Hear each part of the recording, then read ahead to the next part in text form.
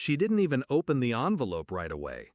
Too busy soaking in the applause, the lace, the lies. Her groom holding her waist like a trophy. Our parents dabbing at fake tears. I stood to the side, silent, unseen, just like always. But I'd written one line inside the card. You never saw me. Now the world does.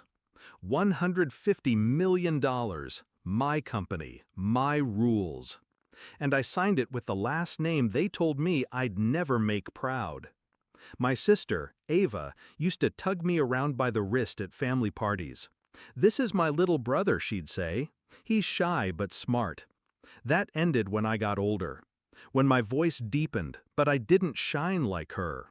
She was the dancer, the pageant girl, the one Mom called our legacy. Me, I was the kid with tech magazines and duct-taped notebooks. When I told them I wanted to build apps, Dad laughed. Apps, he said, be useful, be realistic. I was 17 when I first heard Mom say it, in a whisper to Ava. Don't worry, he's harmless. He'll always just be background. That word stuck. When I brought home a prototype my freshman year, an early version of the analytics engine that would later change my life, Dad barely looked up from his paper. Ava rolled her eyes and asked if it could get her more followers. They called me the basement CEO. I stopped trying to impress them, and I started building in silence. I dropped out my second year, didn't tell anyone. I lived on instant noodles, worked 20 hours a day, and pitched to anyone who'd listen. Most laughed, a few didn't.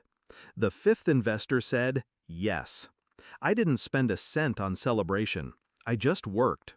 3 years later, I had 27 employees and contracts with companies 10 times our size. I still never told my family. Why would I? They didn't ask. At one point, Mom sent me a text. Your sister's wedding is next month. Please don't embarrass her. I replied with a simple, wouldn't dream of it.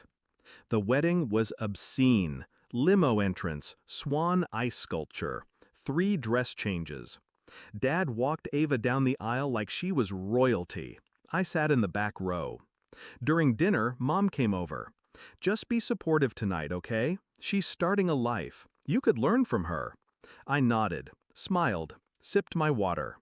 They still thought I worked IT support, still thought I was figuring it out. Ava's gift table was buried under silver-ribboned boxes. I left mine last, a plain white envelope. No glitter, no bow. She opened it 2 hours later. I saw her freeze, then look up, look around, then read it again. She cornered me near the balcony, her smile plastic, voice low. Is this a joke? I took a sip of champagne. No.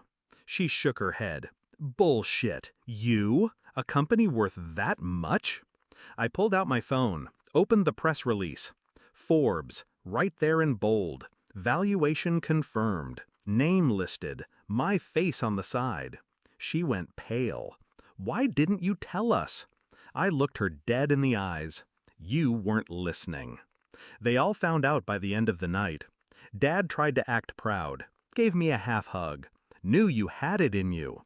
Mom said, you should have told us earlier, we could have supported you. I just nodded. Didn't say what I wanted to, didn't remind them of the years they mocked me, ignored me, labeled me a disappointment. They weren't getting access to this version of me. This version didn't need them. 2 weeks later, Ava called, crying. Said the honeymoon was a disaster, that her husband had debts, that maybe I could help.